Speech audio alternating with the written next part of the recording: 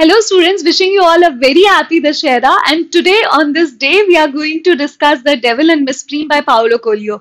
This particular book is a one-sitting book. That means this can be read within 3 to 4 hours of time. The story of this particular book revolves around a village named as Viscas.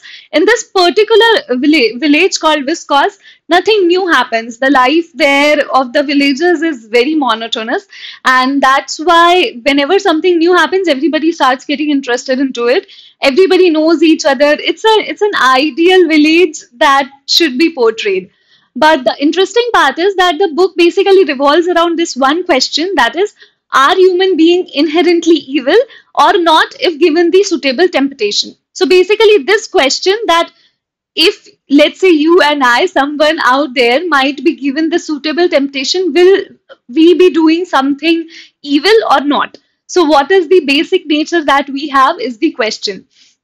How does this question arrives to this particular village is by a stranger who lives in only one hotel, who decides to stay there for a week and decides to stay at only one hotel that the Viscas village had. And there is another character, it's called Miss Preem, and she decides to run into this particular stranger deliberately, and later she also regrets it because she gets into a lot of problem because of uh, this stranger and the idea that he carries. One fascinating character was of Bertha's. I absolutely loved this character.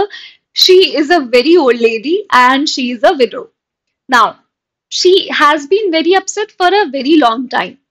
While being in this particular state, she has developed acquired this power where she can talk to her late husband, and she can also see him, by the way. And this is for real that she was able to see him and see his soul and talk to him. So once he was accompanied by grandmother of Miss Prim.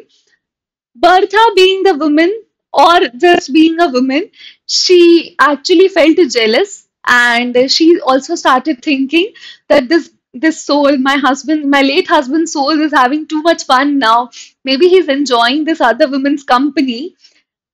I don't know, somehow at this point, though the novel was very comic in nature, I also related it to this popular movie dialogue. If you know, it's called A Happy Woman is a Myth. Batman wali koi dekh le. If you know which movie and what dialogue am I talking about, please mention this in the comment section below. Paulo Coelho's amazing style of storytelling and the brilliant style of writing is very much evident in this book after The Alchemist.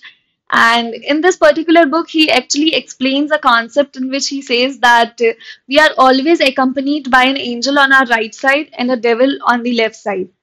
And the struggle is not just for us.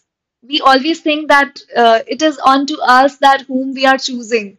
But the battle is always between two of them, that who is going to win. And in this entire book, no matter how many characters are introduced, there are a couple number of characters briefly introduced, and all of them have these devil and angel play going on along with their storyline, which is quite interesting to read. Also, my experience with this book was amazing because it only took me 3 hours to read this book.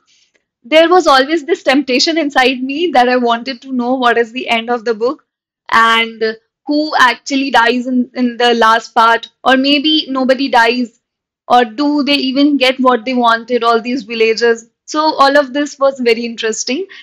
Basically, if you have a weekend coming up in Diwali or somewhere where you have around 3 hours of the time to spare to read a book, 3 to 4 hours, then you can definitely choose this book. It has a very good vocabulary, a rich vocabulary, and this book was pretty interesting for me. It kept me awake all night. I wanted to know what happened. So it took me around 3 to 4 hours in the night to read the book. And thank you, students. I have explained enough. I think I have talked about the book enough. And have a nice day, guys. Bye.